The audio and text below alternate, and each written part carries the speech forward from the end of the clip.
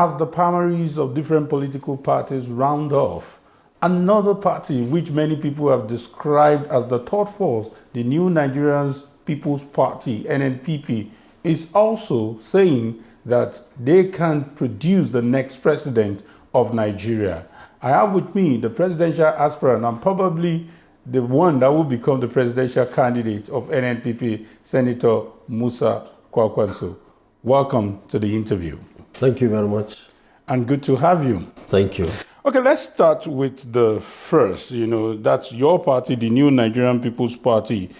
Will it be right to describe this party as a platform for aggrieved politicians, or this is the third force that Nigerians have been clamoring for? Well, maybe both. You see, aggrieved or angry people are here with us. I am one of them. I am aggrieved, I am an angry person when I look at where we are today in this country. We are very disappointed with the leadership of the PDP, even when I was a member of that party, and the leadership of the APC today. We are angry. That was why I, my humble self, and other Nigerians decided to come together to challenge what is happening today. What is happening today is not good for anybody. Maybe it's only good for those who are operating it. People are disappointed with the leadership. Today, we have the highest level of poverty ever in this country. So many people are not eating 3 square meals. In fact, most people cannot go out there because of insecurity. If you go there, you need a prayer for you to go out and come back. Even in the house, people are not happy. As we are sitting today, we have so many Nigerians in the bush, in the hands of bandits and other criminals in this country. I'm sure you remember many of these victims picked in Niger State, in Kaduna State, in Katsina State. You also remember the ones that were being attacked in the train on their way from Abuja to Kaduna. They are still with the bandits. And the government is not talking about them.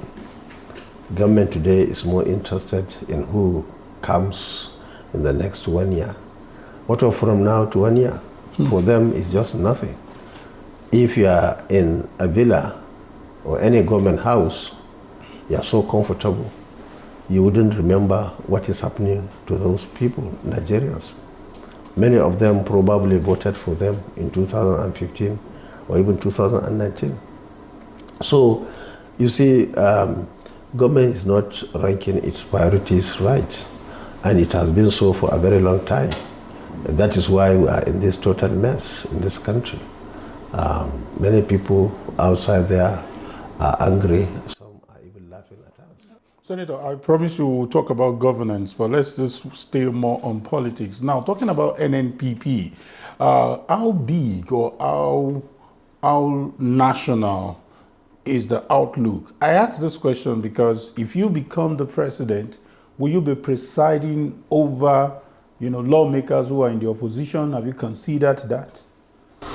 You see, if you become president of a country or even governor of a state, you're not only governing your family or your friends or your party, you are governing everybody within the borders of that constituency. And people who are aspiring to become governor or president should understand that. The situation where people will segregate and say this is your own, and that one is not your own, either by way of religion or by way of ethnicity or region and so on, that's not the right thing to do. And I believe that's exactly what puts us in this mess that we are seeing today in this country.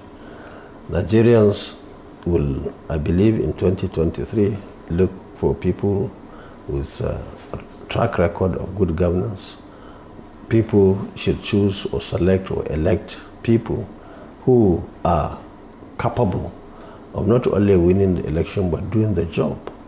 Because you may get the job, unfortunately, if you don't have capacity to run the government, it becomes a huge problem for everybody.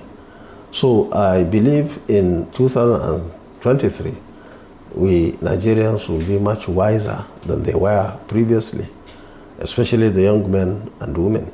And that is why you find them all over the country supporting our party.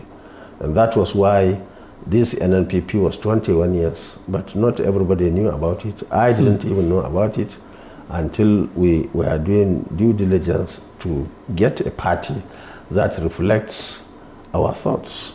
And when we got the manifesto of the party, the Nnpp, we realized that that was exactly what we were looking for. And it was then that the party came to the limelight across the country, especially in northern Nigeria today, because you see, it started with our area of influence. And that is why today this party is very, very strong in northern part of the country. In fact, and we are moving into the south very strongly.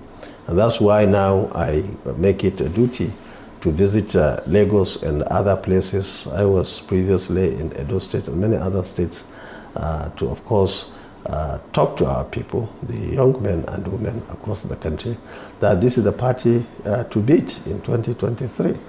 Because you see, the election mainly will be between the status quo as it stands today and people who are yearning for change. Anybody who goes and vote for any of these two parties is like you are given approval to what is happening today. And I don't think many people are of that opinion, because the system now, as it stands, is only working for the operators, those who are benefiting from it. Okay, Senator, you just, it's like you read my mind. I was going to go into the history of Senator Kwankwaso's defection. You know, you were a former minister on the platform of PDP, and you were also a governor. Then you moved to APC, you know, prior to 2015 election. And we saw you move back to PDP, and now you're in Nnpp. Is this really all about your ambition and nothing else? No, it's not about my ambition. It's about Nigeria. You see, I am a very contented person, a very happy man, relating very well with my friends, political associates, and so on. You see, in '98, when we formed the PDP itself,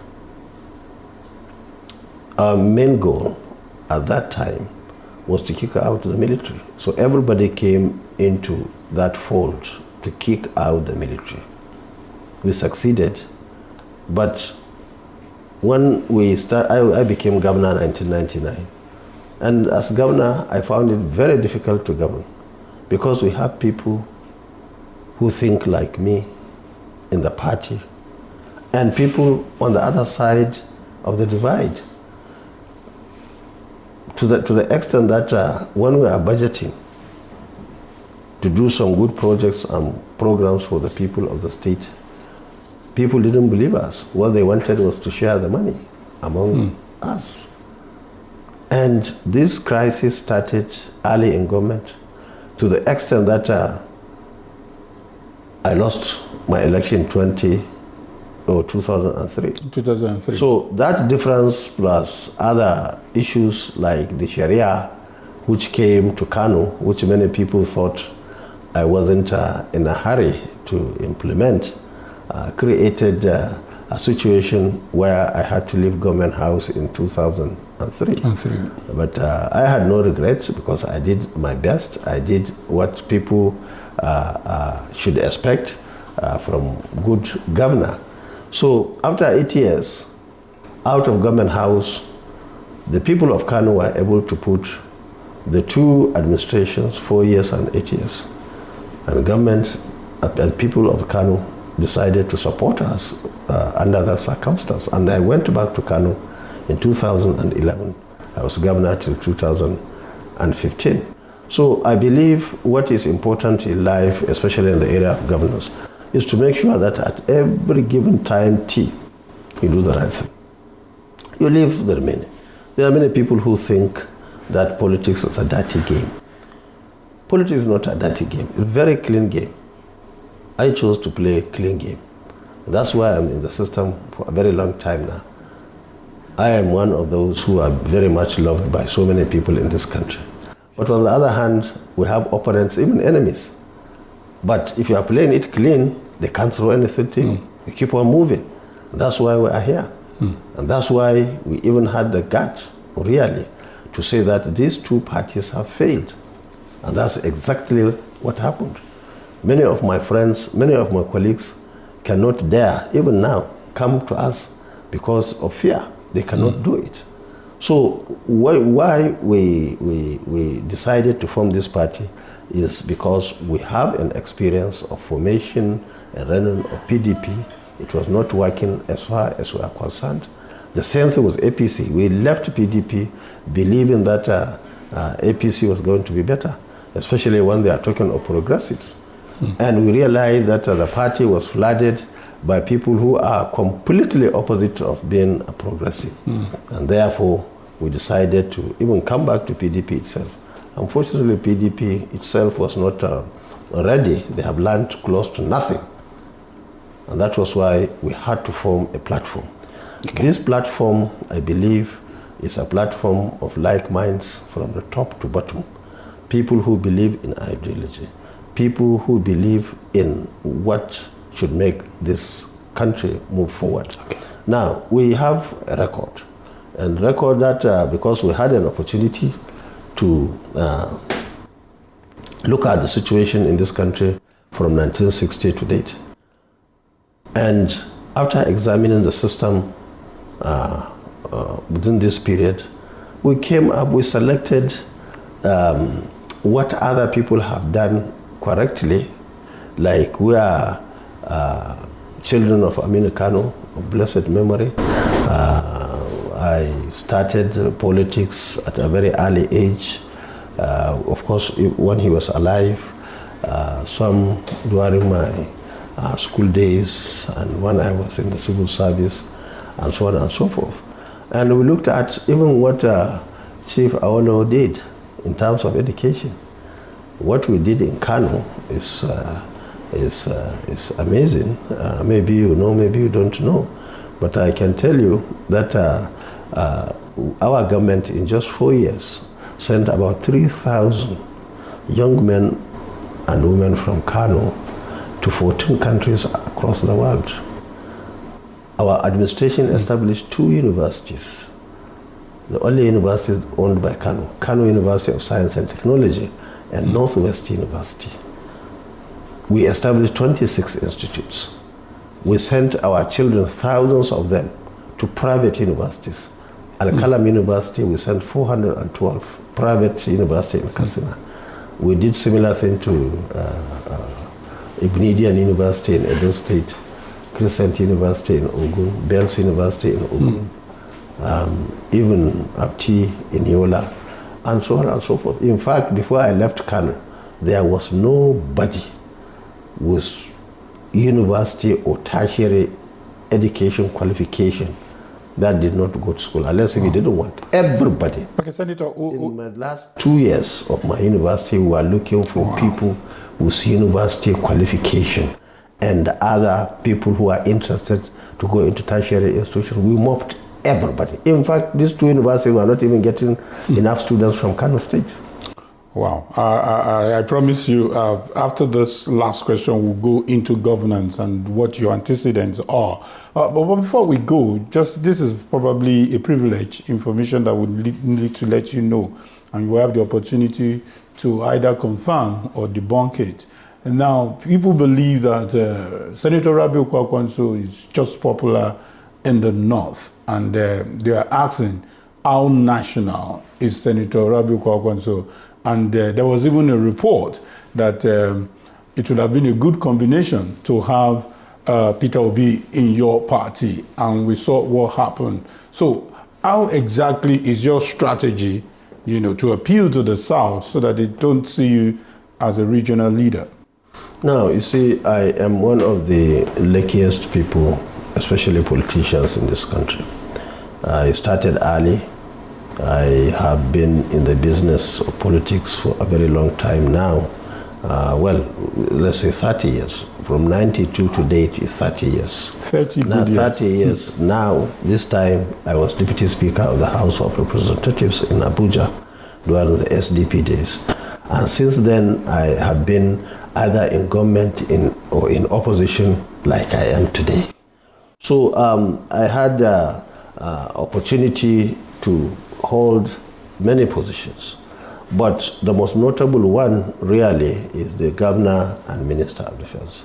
Now, if you go to, as I started 30 years ago, I was representing a local government. So I was only known there. And I can tell you up till today, I thank Almighty God that my people so much love me, which is very unusual because you find people at the top being loved by people from elsewhere. But if you go home, it's like it's not there. My first constituency is that local government, any day, any time. That is one. In 1994, I contested to become an elected delegate to the Constitutional Conference, 4 local governments. So that's the expansion at that particular time. So I was in the conference for 1 year, 94, 95. 90, in between, during the days of General Abacha, participated in formation, PDM, GDM, Center Party, all sorts of things. I was there. Now, in 1999 or 98, we formed PDP. I became governor in 99. Now in the state. That was by 99. Even 2003, my popularity was Kano. That's where I started. Even though Kano is a cosmopolitan state, people coming in and going out on daily basis or hourly basis and so on and so forth. So they are spreading the information, what they saw. And mainly within that particular zone. So when I became the Minister of Defense, that was a national, that is in addition to being Deputy Speaker. So it became a national thing. And I can tell you that if you ask me, my first constituency is my local government, Madogo local government. If you want me to expand, I would say Kano State. But at national level, as member of the House of Representatives and Deputy Speaker, that's when I started. And that's why, you see, I started as somebody who was a presiding officer, presiding over 593 people at that particular time in the House, from all the local governments across the country. So I didn't start as a local government chairman, dealing with people from my villages and towns. So that's one like that I have. But the good thing is that the popularity is expanding as time goes on. So you see why people think I'm very strong in Kano, because they know me more than all other people. If you want to expand, you will say north. They know what I have done in Kano. They know what I have done as an individual, as a businessman, and so on and so forth. They all know. And that's why it's very difficult, really, to beat Kwankwaso in northern Nigeria today. But you see, we are growing. We are coming. I am now here in Lagos with you. And people will come to know. And the good thing is the more you know us, the more you give your support. Because you don't support somebody you don't know. You don't know. And you made the issue of, you brought the issue of vice president. You see, ideally, there should be somebody who is popular in the South, because the ticket is not only president, but there is vice president. It's a joint ticket. So our prayer is that the Kwankwaso here in southern Nigeria, plus the national movement, plus the members of the Nnpp, plus somebody who will come from this part of the country, who is, we can call somebody of like minds, because we don't want anybody who would be like them, thinking that we'll go and sleep, or go for picnic, or we share money, we do all sorts of things. No, we have to examine and get the best from southern part of the country. And I'm sure there are many people in this part of the country who have credibility, who are very much acceptable to people. And once we come together, north and south, and that's how it should be, I can tell you the sky is the limit not only for us or our party, but for the country. You've been listening to Senator Rabiu Kwankwaso, a presidential aspirant of Nnpp. We'll go on a short break, and when we come back, the interview on RadioNow 95.3 returns. Please don't go anywhere.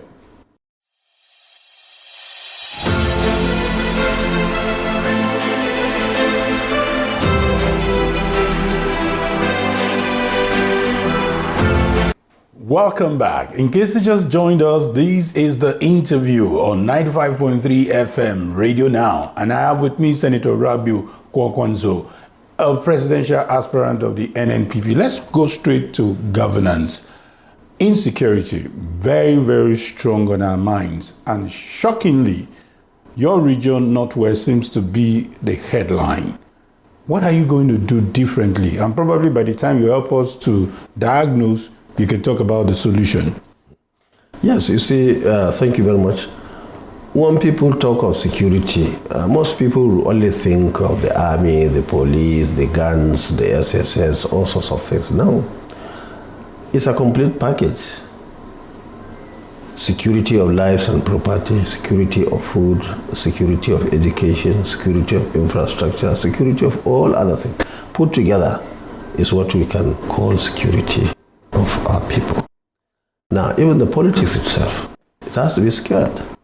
You have to have the right leadership in the polity itself, because if you don't get it right, big problem. This government, right from the beginning, I think didn't get the politics right. And that was why, especially those of us who were a component of PDP, who joined the government, the APC at that particular time, had to leave.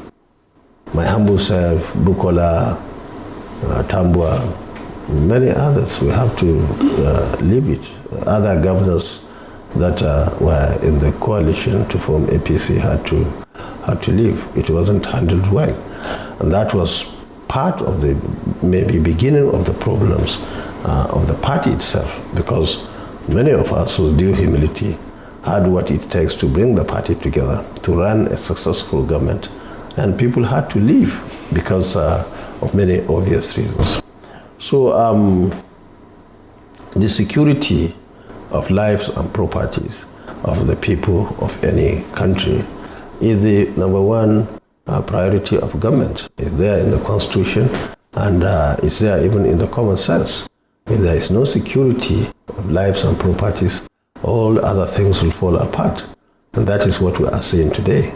We have in this country today, especially in my zone, Northwest, Northeast, and even North Central, criminals. And these are people who have not even gone to school, illiterates. They have no any formal education, but they claim to be angry, and they took arms against Nigerians. Now, government has options. Option, of course, initially you have to talk to them. What are your grievances? Tell me your grievances. If they start saying they didn't have school, like many of them are claiming, no schools, no grazing areas, no food, no this, no that. Now that's your responsibility to provide. And once that is done, those who continue to take arms, of course, we have to pick them and ensure that they face the law of the land. And I am sure the former Minister of Defense, today we have a very capable military in this country, very, very capable people. Even the police, what you need is political will and good state of mind. Once that is done, many things will fall in line. You still have some people who would probably want to do or continue with the status quo, and there are in any organization, in any military, in any police and so on across the world, there are conditions of service. What should be done to anybody who did the right thing or do the wrong thing. And that must be applied. You see, one of the things that we like in this country is the issue of either the punishment or for somebody who has done the right thing, that should be appreciated, and they are all there. Now it's like everybody is on his own. Even the security agencies, no, it's, to me, the leadership, the political leadership, is just the people don't care. And that is why we're having all these problems. But I can tell you, with a very respectful and acceptable commander-in-chief in this country, all these things you are saying will be a thing of the past. Of course, it's not something that you just take the guns there, but many other things. All the responsibilities of government, if you are able to discharge them, you'll see things going back to not only to normal, even getting better than they were in this country. Senator, as much as I agree with you that if you deal with the issue of poverty, the issue of giving jobs to people, it might address this problem. But what about the kind of insecurity we are having in the Southeast, which is definitely part of the territory you will be governing? How do we address this agitation by IPOB and probably the continued incarceration of Nnamdi Kano? What would be your strategy? You see, politics or democracy is different from the approach of military. These are two different things. You see, if you are a president of the country, everybody is yours. Good, bad, and ugly is your own. And you handle them accordingly. People should go to the table right from the beginning. What are the issues? Just like the bandits who are talking about or other criminals. What are your complaints? Yes, you are aggrieved. Okay, tell us. Now, there are certain things that they will say. Who doesn't fall out of the bracket of the law? You address them. Things that cannot be done, you tell them. And I'm sure many of them, what is happening there, many of them will reason with government if they come with the right approach and the right offer. They will stop. Nobody wants to be killing people. Nobody wants to be. What is happening in the Southeast is very unfortunate. You wake up in the morning and say, on Mondays, the whole region will be shut. If you have a good economist to go and quantify the losses, and those losses are mainly for the very people we are trying to protect or claiming to be protective. Huge losses, even though there are other people from all parts of the country and even beyond living in the Southeast. But mainly the people there are people of the Southeast themselves. And you just inflict that. Huge problem. So, you see, all these things, they are about discussions, about ideas. What do we do? How do we do it? And mainly the issue of engagement. Come and let's talk. That's why you are there. If Nigeria, you are the father of the nation, there's the people who are saying, I don't like this, or I hate that, or I have to do that, call them. Now, you address the issues. Now, if any other, most of them will say, okay, we are satisfied. But if there is anybody who says no to what you believe is the right thing, after exhausting everything, that's why you have the police, the SSS, the army, the correctional centers, and so on and so forth. But that will be very few. And almost everywhere in the world, you have them. Whatever you do, some people who are against it will fight. If it is within the ambit of the law, fine and good. But if somebody crosses the line, you have to bring him back. Exactly. Okay, let's quickly also talk on economy, then we'll round off with another view. Let's talk about the economy. Are we going to see your kind of presidency who will assemble your friends talking about politicians, or you're going to bring in technocrats? You see, what many people don't know in government is that if you are a governor or a president, you have a job to be done. And that job, you have to get the right people to do it. If you, just like you now, this is your good suit. If you want suit, you don't go to your village and ask your brother to sew one for you. You go to the professionals who are doing it. Even these are cameras. This camera is not made in Nigeria. You want a good camera, you went to the people, not only in Nigeria or Africa, you went elsewhere to buy your camera. And so on and so forth. It's the same thing with the governors. If you have a job, look around and get the best. That best may not be your friend. He may not be somebody of your own faith. He may not be somebody of your own region or village. And that's the best way to do it. When I was in government in Kano, we brought in everybody from the south, southeast, southwest, everywhere, and all parts of northern Nigeria. Sometimes in some jobs, like if you want to do a beautiful and of course bridge, for example, flyover or underpass or something, you don't just leave it to the local contractor. You put it outside there for everybody to come and cut and get the best out of it. So getting job done is not something that you look for only somebody you like or even you know. It's a professional thing that other people should do. But in any case, we'll do whatever we can to ensure that jobs are given to our people, and that is why we are there. We'll create opportunities like we did in Kano. Okay. Look, in Kano, 2011 to 2015, we built 4 cities: Kwankwaso, Amana, Bandarao, and of course Ladeinde city. Huge, mainly to have houses, enough conducive houses for our people. But at the same time, any wise governor or president will make sure that during his time there are a lot of jobs to be done. There is no poverty, education is being addressed, and so on and so forth. And one of the areas that you can create job opportunities is to go for these sort of projects, because they have got a lot of multiplier effects.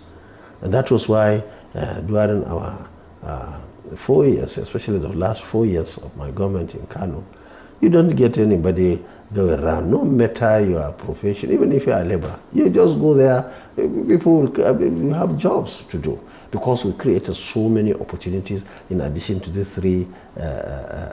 4 cities, you have road constructions, electricity, water, hospitals, and so on and so forth. So you have things happening.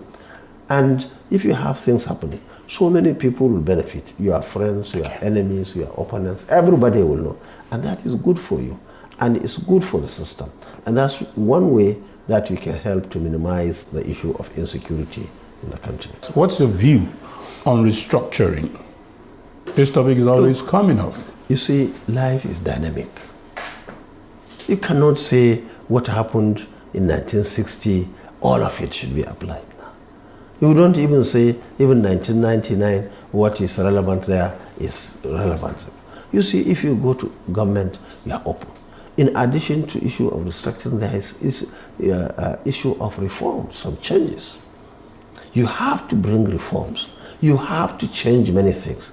You have to bring professionals to tell you in almost all areas what is the best practice for you to apply in all the sectors. So once you do that, you update and bring up institutions to the level that they can be very relevant, they can be of use to the people, they can be efficient, and so on and so forth.